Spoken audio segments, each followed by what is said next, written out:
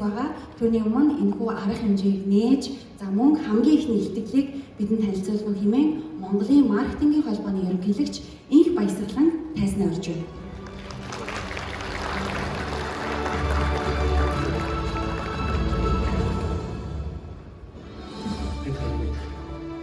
За бүгдээрэнд нь өглөөний мэнд хүргье. За жижиг дунд бизнес эрхлэгч нарын одоо жилдээ ганц удаа цугладаг хамгийн том баяр одоо арга хэмжээ одоо болон өргөжж 6 дахь жилдээ гэдэг одоо манай ангараг манд орлаа. Тэгээ бид нар бол ийм одоо уул уурхайн форум шиг гайл олон удаа цуглаал тэгээл одоо юу гэдэг нэг семинар хийсч сайхан хоол идэх гэдэг шиг үнэхээр одоо өргөн цаг хүрээнд олон удаа хийж чаддаггүй ганц л удаа зохион байгуулж байгаа академик арга хэмжээ гэж та бүхэн маань одоо илүү хүлээж аваарай. За ингээ ярьчлаараа юм шиг. Тэгээд бид эдийн хувьд бол энэ арга хэмжээ хийхэд тулд өнөөдөр одоо маркетингийн салбартаа домог болон яригддаг хөшигний ардал байж идэг маркетингийн захирлуудыг та бүхний өмнө одоо ингээ авчирч тушаанаа. За агентлагуудын захирлууд бас хүрэлцэн ирсэн байна. Маркетингийн төлөвлөгөө бичвэлийг гэхээр 20 сая төгрөг гэхээс суучдаг хүмүүс маань өнөөдөр та бүхэнд ингээд 2 цагийн хугацаанд үн төлбөрөөгөө ганцаарчилсан зөвлөгөө өгөхөөр хүрэлцэн ирсэн байна. За дээр нь нэмээд Монголын маркетингийн холбоо гэдэг 1994 онд байгуулагдсан энэ одоо ууган байгууллагын удирдах зөвлөлийн гишүүдийг бас бид нар авчирсан байна. Удирдлагын багийн гишүүдийг бас авчирсан байна. Тэгээд маш олон өгөөмөр спонсор, хандивлагч за дээр нь нэмээд сүүлийн 1 сарын хугацаанд өнөөдөр бид нарыг энэ зааланд цуглах боломжоор хангасан зохион байгуулалтынхаа гол одоо улсуудыг бол дурдмаар байна. За энд бол бүгдээрээ ангараг ахлагчтай маркетингийн холбооны жижиг дунд бизнесийн зөвлөгөөх форумын одоо төслийн багийн гишүүдийг босхийг хүсэж байна. За ингээд бүгдээрээ гишүүдийг нэг таниад авъя. За ангаргийн сая бүгдээрээ одоо нэгэн медиа компани үүсгэн байгуулагч ангарагтаа бас зориулж одоо алга ташаа. Тэгээд үнэхээр өөрийнхөө хүч хөдөлмөрийг завгүй цаг хугацаагаа ингээд та бүхэнд бас хандивлж байгаа бас нэгэн томоохон хөрөнгө оруулалтыг хэлбэр байгаа.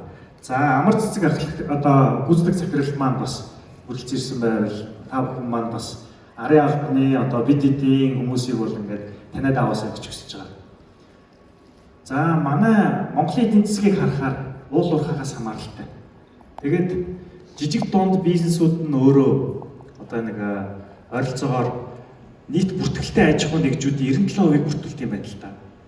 Нийт ажлын байрны 70%-ийг жижиг дунд бизнес эрхлэгч нар маань бол одоо хангаж байна.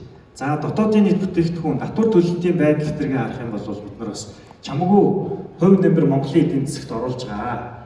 Гэхдээ бид нар бараа бүтээгдэхүүний түүхийн эдийн нэмэн өртөг шингээх процессыг бол маш сайн хийж чаддаг боловч брендинг, маркетингийн нэмэн өртөг шингээх процессоо бол хангалттай хийж чаддаггүй. Үүнээсээ болоод хангалттай ашиг олох, хангалттай цалин тавих хэмжээний одоо ингээд спортоо, доктортой байдлаа, гадаад зах зээлд гарах асуудлуудаа бид нар ингээд алддаг тий. Жишээ нэг дуртахад Солонгосын эдийн засаг нэг ийм шийдвэр гаргасан байна л да.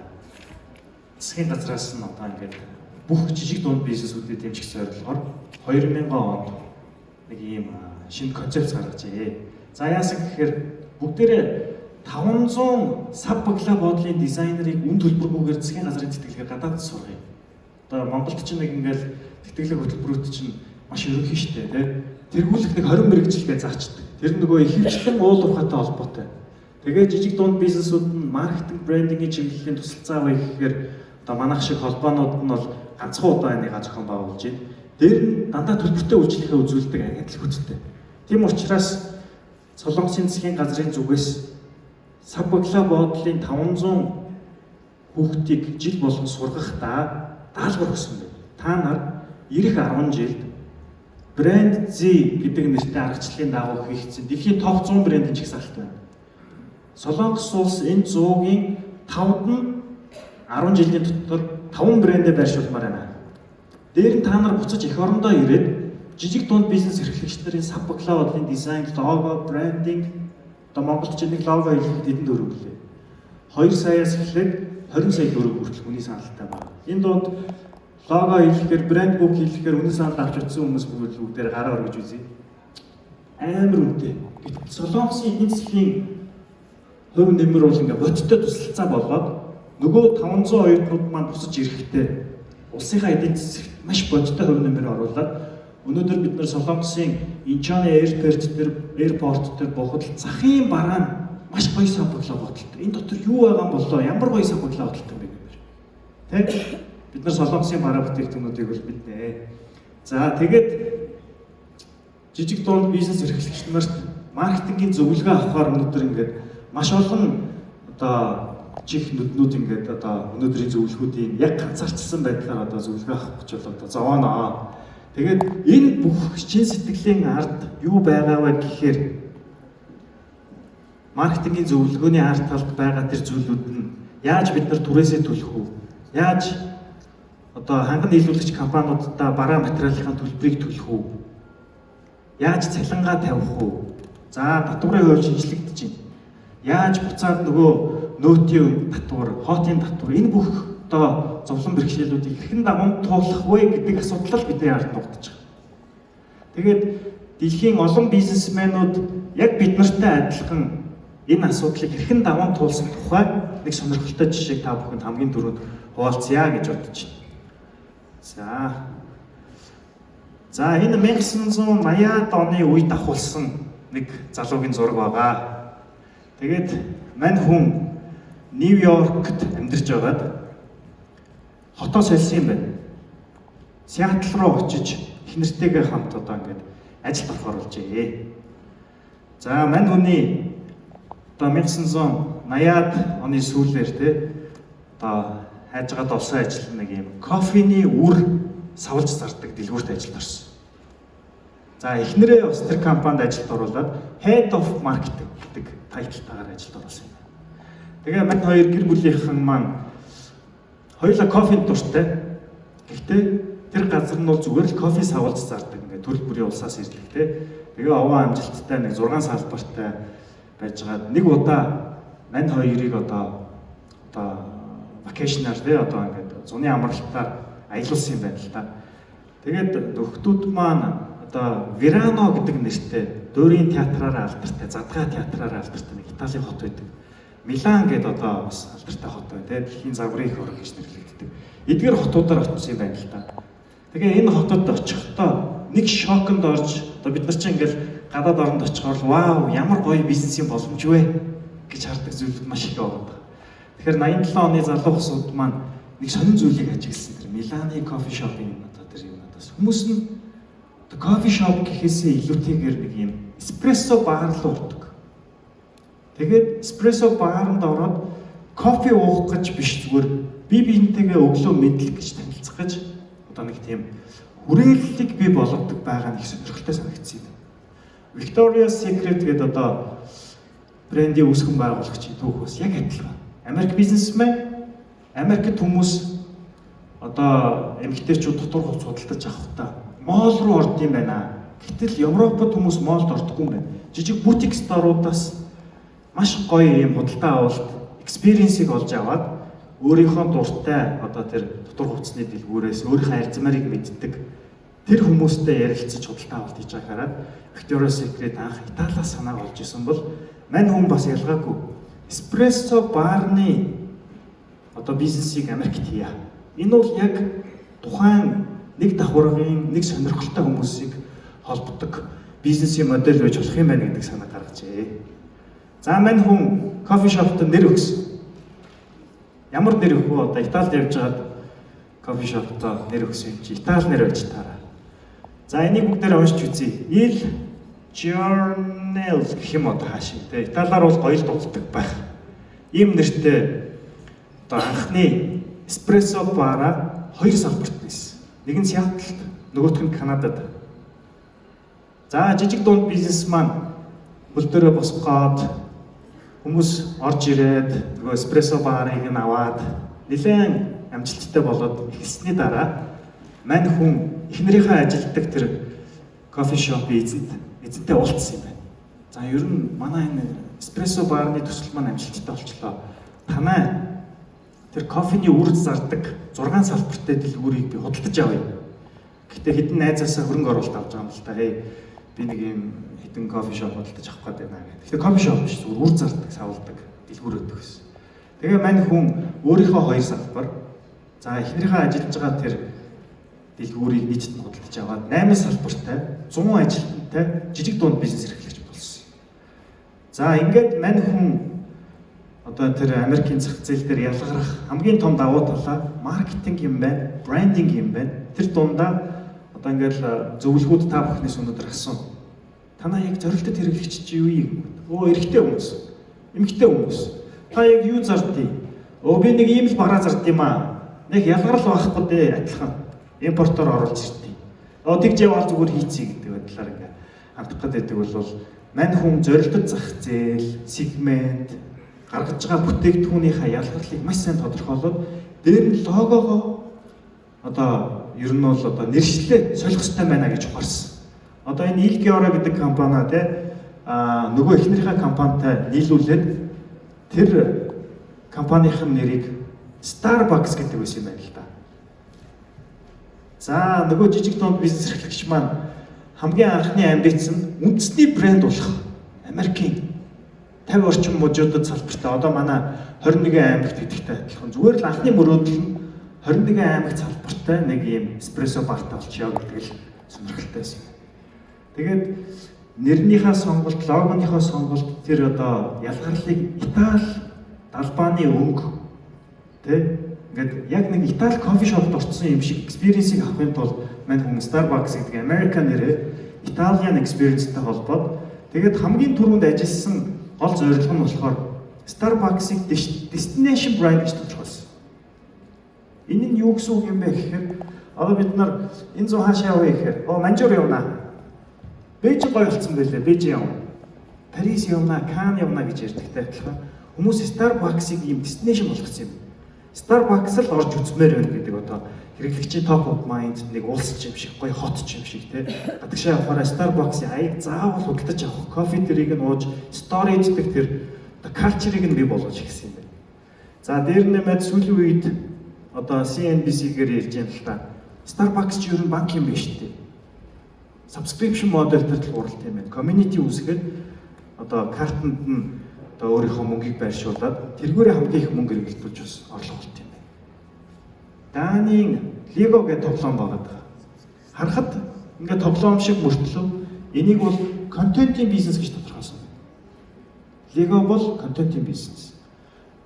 2000 оны үеэр Lego компани дампуурах шахсан байт юм байна. Яасан гэхээр одоо нэг бизнесний амжилттай болоод ирэхээр хүмүүс чинь ингэдэж штэ. За одоо манайх бүтээгдэхүүн үйлчлэгийг өргөжүүлж байгаа. Яаж байгаа гэсэн чинь манайх Lego брендийн цэглэхэн бараа үйлдвэрлэж эхэлнэ. Одоо 3 дугаар үе дээр л явж байгаа юм л та. Бүсгүн байгуулагчийн хүүхд нь гарч ирээд тэгээд за Lego брендийн Zara-тай өрсөлдөх фэшн брэнд гаргаж ирсэн юм байна. Одоо ингээд төсөөлөхөөр хүүхдийн тоглоом үйлдвэрлэдэг компани Zara-тай өрсөлдөж тоглоом хийх сонирхол байгаа гэсэн. Тэгээд цэглэхэн бараа хувцсны бизнесэнд дампуурлаа зардлаад тухайн үндсэн Lego гэдэг одоо холдинг компанийн банк санхүүдэд нөлөөлж эхэлсэн. Үүнээс улбарлаад дампуурлаа зарлахын ирмэг дээр нэг CMO гарч ирээд маркетингийн компани одоо зөвлөх гарч ирээд анализ хийсэн юм байна. За ер нь Холливуудын зах зээл рүү бид нар орох хэрэгтэй. Холливуудтай хамтарч дүрийн бизнес хийх хэрэгтэй. Тэгээд Lego-ны дэрэгдэх ийм мини фигурс гэдэг дүрүүдийг хөгжүүлье. Batman-ы Lego, Superman-ы Lego. Ер нь Lego City гэдэг концепцийг гаргаж ирээд кино зах зээл дээр амжилттай хөл тавьснаар одоо энэ Barbie-гийн киног үзэхээр бид нар очиж хүүхдүүд нь Barbie худалдаж аваад байна шүү дээ. Тэгээд Barbie дээр ч гэсэн бас ялгаагүй нэг асуудал тулгарч ирсэн. 2014 онд юм байна л та. Frozen гэдэг одоо хүүхдийн киноны эмэгтэй хэн гэдэг үлээ? Elsa. Barbie өөрөө 50 жилийн настай. Elsa 1 жилийн настай байжгаад Barbie-гийн борлуулалтыг шалан дээр угаасан. Elsa гэдэг цоошин брэнд гарч ирсэн.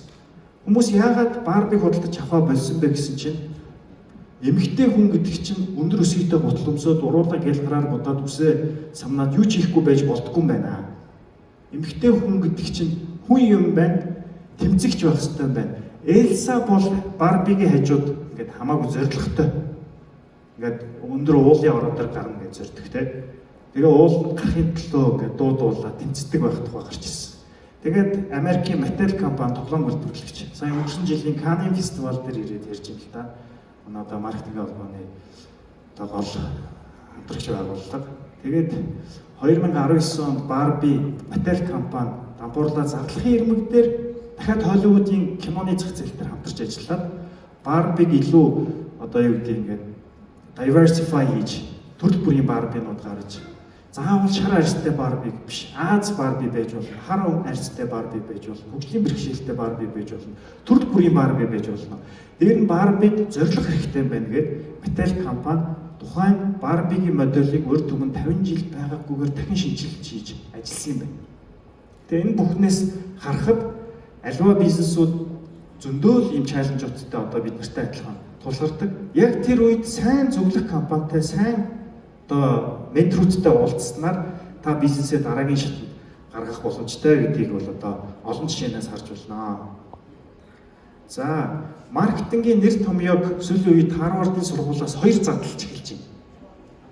Уламжлалт маркетингийг бол одоо энэ томоохон компаниуд ашиглана. За, тэд нар бол маркетингийн багтай, төсөвтэй, тэгээд өмнө нь хэрэгжүүлдэг төрөл бүрийн компанид ажлуудтай аль нэг улсад хийсэн ажлыг нь нөгөө баг нь шууд копи паст хийгээд хийх боломжтой. Гэтэл жижиг дунд бизнес эрхлэгч нарт зориулсан маркетингийн тусдаа шинжилгээ ухааны хөгжүүлж тэр нь entrepreneurial marketing гэдэг. За энэ нь юу хэлдэг вэ гэхээр одоо манай CEO нар өөрсдөө одоо Chief Everything Officer болсон байж байгаа. Тэ CMO-го хийн, CTO-го хийн, web-ээ хийн, reel-ээ хийн, пост-оо хийн, контент-оо хийн, нэг мэдгэл зураг авалт хийгээ явж идэх тэ. Тэгэхээр энэ Chief Everything Officer-уудад зориулсан маркетингийн entrepreneurial mindset-ийг олгохын тулд нөгөө дуучин боёо, үгийг боёо, шүлгийг боёо гэдэг шиг л одоо процессыг харуулж юм л та. За яагаад бид нарт энэ төрлийн маркетингийн сурах хүчиг хэрэгтэй болсон бэ гэсэн чинь limited budgetтэй. Хязгаарлагдмал төсөвтэй. Одоо компаниуд бүр хэлдэг болсон шүү дээ. Нэр томьёо болсон. Надад хязгааргүй хүсэл байна, хязгаарлагдмал төсөв байна гэдэг. Одоо энэ бол бас одоо Монголд entrepreneurial marketing аль хэдийн ороод ирсний жишээ байгаа. Тэгээ нөхдүүдийн гол анхаардаг юм ямар ч төсөвгүйгээр яаж маркетинг хийх вэ? Өнөөдөр та бүхний одоо бидний 6 жилийн хугацаанд болж байгаа зөвлөгөө авж байгаа ингээд хүмүүсийг харахаар надад маркетингийн баг байхгүй. Төсөв байхгүй, санаа байхгүй, брэнд байхгүй, no logo, no channel, no ambassador. Би өөрөө нүүр царай байна гэдэг ингээ гараад ирдэг. Тэгэхээр жижиг дунд бизнес эрхлэгч нар өөрсдөө хамгийн сайн нүүр царай болж чаддсан байна. Яг саяын Starbucks-ийн Howard Schultz-тэй адилхан жишээ. Анх одоо Apple компани Steve Jobs-гүйгээр тэ нүүр царайгүй л байсан байгаа даа. Тэгэхээр та бүхний лайв хийж хотын дарахтай энэ зэрэгцэн лайв хийх нь бол одоо хамгийн сайн маркетингийн entrepreneurial маркетингийн бол суурь болж эхлэдэг байгаа.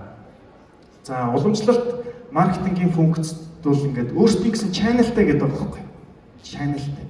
Гэтэл бид нарт бол одоо үнэтэй сайтуудыг, үнэтэй инфлюенсеруудыг, үнэтэй телевизүүдээр реклам цацах боломжгүй үед яаж маркетинг хийх үү гэдгийг Филипп Котлер, Хермаван гэдэг хүмүүс одоо Хойден Хуан гэдэг одоо маркетингийн Азийн маркетингийн холбооны ерөнхийлөгч нарын Котлертэй хамтарч бичсэн номын дагуу одоо сурвалжууд бол гарч хөгжиж байна. За дараагийн санал болгох нэг ном байгаа. Super Founders гэдэг. Ер нь амжилттай жижиг дунд бизнес эрхлэгч нарыг одоо судалж үзэхэд 30 мянган ийм датан дээр ажилласан юм байна. Ер нь энэ ингээл одоо дэлхийн тэр бомбнууд гэхээр л сургуулаа хийцэн. Яг боловсралгүй бач нар явагддаг тий. Тэгээд энэ нь бас эргээд буруу мэдээлэл хүмүүст өгдөг. Тэр бол зүгээр л хөв хүний PR л үгүй юм байна. Энэ номон дээр анализ хийгээ үзсэн чинь өндөр боловсралтай байх тусмаа Харвардад сурсан байх тусмаа тухайн жижиг дунд бизнес эрхлэгч олон улсын давцанд гарах магадлал өндөр үгүй юм байна. Тэгэхээр сургуулаа хаяал, мастерын дигри авахаа хойшлуулаад, доктор сурахаа хойшлуулахаас илүүтэйгээр энэ номын санаа бол та сурааталтай тасралтгүй суралцаа гэдэг санааг илэрхийлж байгаа. За дээр нэмээд та өөрийнхөө бизнес моделийг арай өөр өнцгөөс хараач гэж зөвлөж байгаа. YouTube гэдэг энэ сувг хамгийн анх танилцах сайт байсан. Тэгээд тэр танилцах сайтн дээр хүмүүс видеого оруулдаг байж байгаа. Тэр нь өөрөө төрөл бүрийн видео оруулсны дараа YouTube гэдэг сувг анх үүсчихсэн түүхтэй. Бизнес модель жоохон өөрчилж гэсэн. Starbucks ч гэсэн ялгаагүй. Өөртөөхөө зүгээр кофений үр зардаг байсан концепцийг шууд beverage зардаг болгож ирсэн. Цайны төрөл бүрийн сонголтуудыг оруулж ирээд тэ. За жижиг дунд бизнес эрхлэгч нарын бас датан дээр ажиглаад үзэхээр serial entrepreneur-ууд байна. First time entrepreneur-ууд их цөөх юм байна. Одоо ингээл Марк Зукербергийн жишээ гэдэр ингээл харахаар тэ эсвэл ингээл Elon Musk-ийг харахаар ингээл нэг анх удаа PayPal-ыг гаргаад, Facebook-ыг гаргаад тэр нь шууд ингээл амжилттай болсон юм шиг харагддаг боловч яг түүхийн судлаад үзэхээр тухайн төслийг гаргахын тулд Zip2 гэдэг нэртэй Elon Musk-ийн хэний ч мэдэхгүй Zip2 гэдэг нэг төсөл байгаа. Тэгээ тэрийг үүсгэн байгуулад компани зараад дараагийнхын төслийг хийж исэн. Тийм амжилттай serial entrepreneur-ууд байдаг шүү гэдэг санааг бол бас илэрхийлж байгаа юм. За сая 2025 оны 5 сарын 14-15-нд Азийн маркетингийн холбооны чулга уулзалт Хятадд болсон. Тэгээд энэ чулга уулзалтаар жижиг дунд бизнес эрхлэгч нарын холбоотууд бас 19 орны төлөөллүүд цуглаад ер нь Аз гэдэг үндэстэн ер нь бид нар яаж нэгдмэл байх ёстой бэ гэдэг талаар ярилцж байгаа юм л та. Тэгэл барууны орнууд бол Азийг юу гэж харж байна вэ гэхээр түүхийд нийлүүлэгч. Хямд ажиллах хүчин. Тэгээд бид нар бол тэрийг зараад 1x-ийн ашиг болдог байхад тэрийг барууны орн руу нийлүүлээд Америкт эсвэл Европод дээр нэг лого наагаад 10x-ийн ашиг болдог. Тэгээд Аз номхон талын орнуудын зөвлөхүүд хоорондоо юу гэж ярьж байна вэ гэхээр ер нь нэг твийнхэн гэдэг чинь нэг хамтран ажиллагч нар чинь бол бие биенийгээ хамгаалдаг байх хэрэгтэй юм байна. Ингээл Хятад муухай гээл бүлийдүүлээл тарифын хориг тавиулаад байгаа бол бид нар Хятадын тал зогсоод Хятадаа хамгаалах хэрэгтэй байна. Аз гэдэг чинь өөрсдөө нэг хамт олон гэдэг утгаараа хэрвээ Шри-Ланк, Бангладеш ямар нэгэн асуудал тулгамдах юм бол бусд нь ирээд тусалдаг байя гэдэг санаагаар нэгдэн нийлж хуралж уулгнуудаа хийсэн байгаа даа.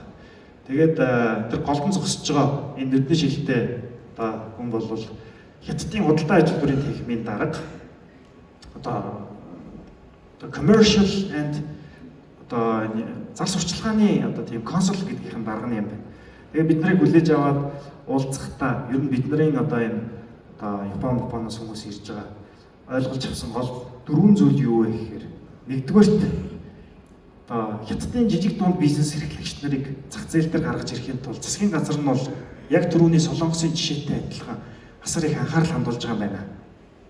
За хоёрт Made in China гэдэг дэлхийд дээр нэр хүнд нь унтсан байгаа. Энийг яаж брендийн нэр хүндийг өсгөх вэ гэдэг талын асуудлууд яригдчих. За дахиад Солонгосын эдийн засаг 2000 онд зорилгоо төвшүүлсэнтэй адилхан топ 100 брэнд рүү яаж Хятадууд орж эхлэх вэ гэдэг талаар судалгаа хийж эхэлсэн. За хойд Америкаас гол фокус Өмнөд Америк руу шилжүүлж эхэлж байгаа юм байна. За эдгэрийг задлаад авч үзвэл тэр брендинг дээр яаж ажиллаж байна вэ гэхээр дахиад Солонгосын жишээтэй адилхан оюутнуудыг дуудаад гэхдээ зөвхөн Хятад оюутнуудыг биш 63 орны Хятад дэлхийд даяарх төрөл бүрийн улсуудын оюутнуудыг дуудаад брэнд компетишн зарласан. Ямар Хятад үндэстэн ямар брендийг бүтээж болох вэ?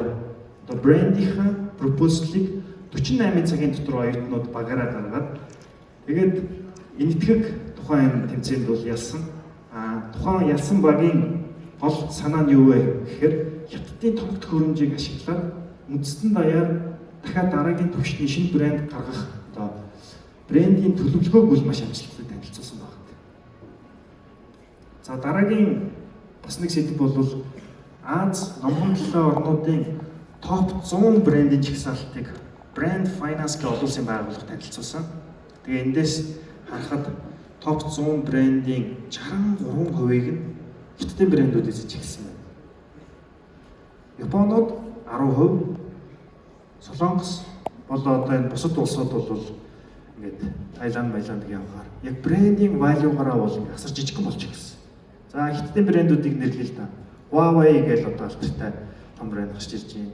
Автомашины брэндүүд бол асар их гарч ирж байна. BYD гэж, ZTE гэж гарч ирж байна. DJI гэж тэгэл асар их брэндүүд гарч ирж байгаа. Энэ бүхний ард талд хятадууд бид нар нэг ширхэг цүнх ойж зараад $1 ашиг олохоос илүүтэйгээр iPhone-тай адилхан дээр нь лого тавьчих юм бол маркетинг брендийн нэмэн өртөг шингээх замаар ашигын маржинаа өсгөх боломжтой байна гэдгийг ойлгоод хятад үндэстэн даяараа брендинг, маркетингийн салбар руу бол асар хүчтэй анхаарч эхэлж байгаа жишээг бид нар харж байна. За дээр нэмээд дөрөвдүгээр зорилт нь Хойд Америкаас Латин Америк руу шилжиж байгаа. Яагаад би гэхээр хятадын чинэлэг давхаргын өрхүүд маань Бразил, Украин ах хэдэд Андын нуруунд дээгүүр ургадаг Аргентин жимс хэлээд за Колумб кофе ууж эхэлдэг болсон. Тэгээд тухайн үндэстэн маань бол өөрсдөө газар тариалан эрхэлж экспортлохоос гадна хамгийн өндөр чанартай хүнсний бүтээгдэхүүнийг Латин Америкаас импортлж оруулж эхэлж байгаа. За энэ утгаараа ASEAN гэдэг нэртэй адилхан тэр Латин Америкийн орнуудыг CELAC гэж нэрлэдэг юм байна. CELAC. Тэгээд бүх орны ерөнхийлөгч нарыг сая 5 сарын 14-нд бид нарыг Шиан гэх хотод маркетинг брендингийн хурал хийж яхад Бээжинд Ши Жинпин дарга нь одоо CELAC-ийн орнуудын бүх ерөнхийлөгчнийг хүлээж аваад одоо уулзалтуудаа хийжээ. За энэ уулзалтаас хамгийн онцлог болсон нэг сэдв нь бол энэ сууж байгаа нэг хэрхэн Колумбийн ерөнхийлөгч Петро гэдэг нэртэй хүн охинтойгоо хамт үргэлж ирсэн. Онгоцны бодол дээр охиныгоо дагуулад бууж ирсэн байна л да. Одоо манайд чинь улс төрч нар чинь хүүхдийн сэдвийг бол одоо айгу бохироор ашигладаг бол олон улсад бол тий улс төрч нар бол ингээд хүүхдтэйгээ хамт тэгээ хүүхд нь ямар нэгэн зүйлийн төлөө хүний эрхийн төлөө тэмцэгч тэгээ ингээд одоо ерөнхийлөгчийн илтгэлийн өмнө гарч ирдэг.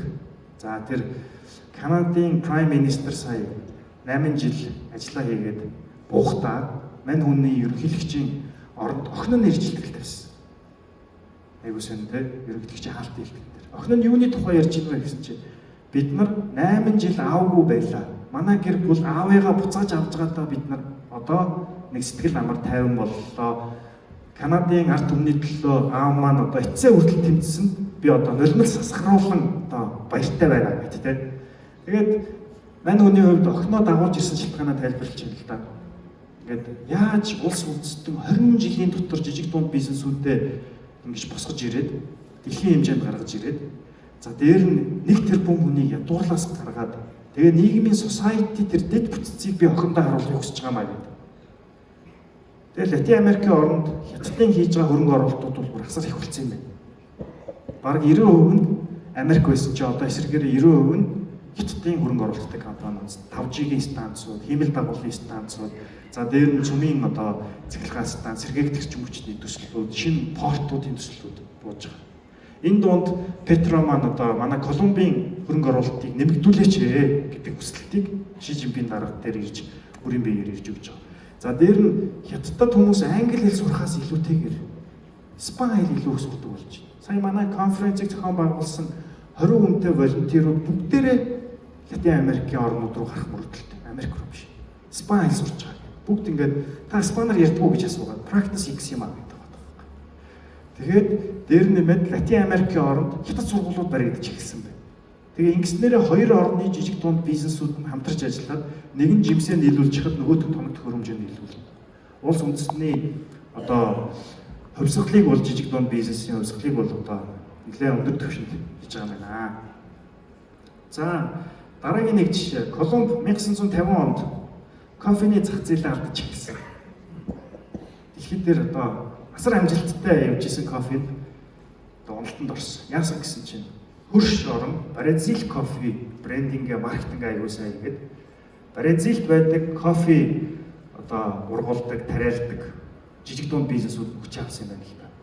Тэгэнгүүт Колумбийн засгийн газраас кофе үйлдвэрлэгчдийн холбоо байгуулад хамтарч нэг брендинг лейбл хөгжүүлсэн юм байна. Трейдмарк те.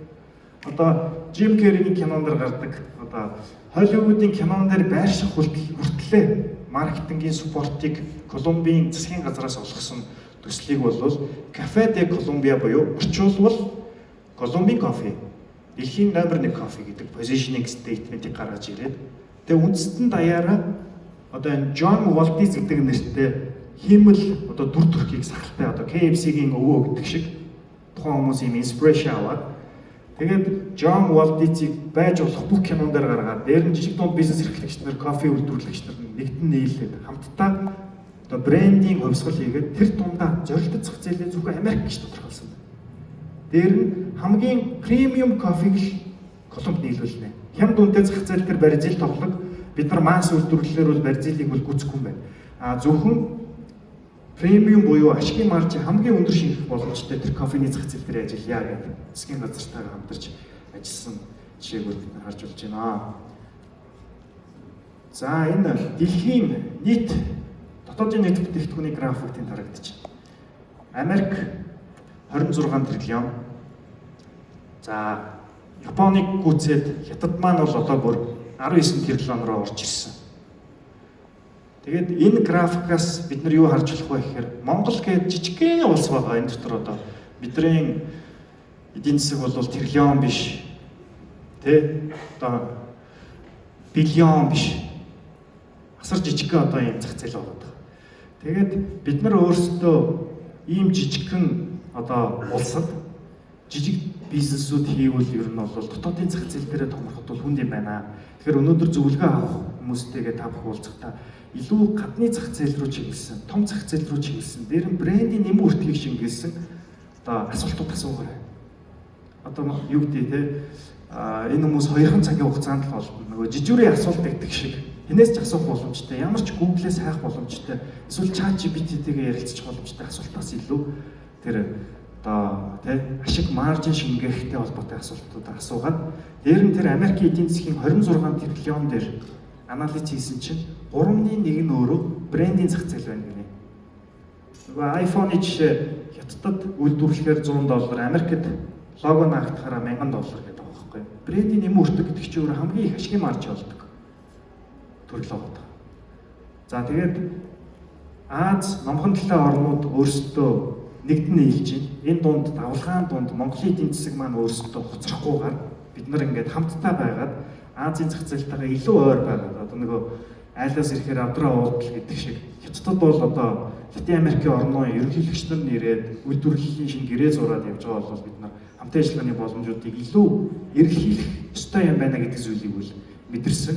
Тэгээд туслыг хураавал далай, дуулсныг хураавал эрдэм гэдэг шиг өнөөдөр та бүхэн маань маш олон сонирхолтой илтгэлүүд, маш олон сонирхолтой зөвлөгөөнүүдийг авах байхаа гэж одоо найдаад өнөөдрийнхөө одоо илтгэлийг өндөрлж байна. Бүгдээрээ намжлалсан.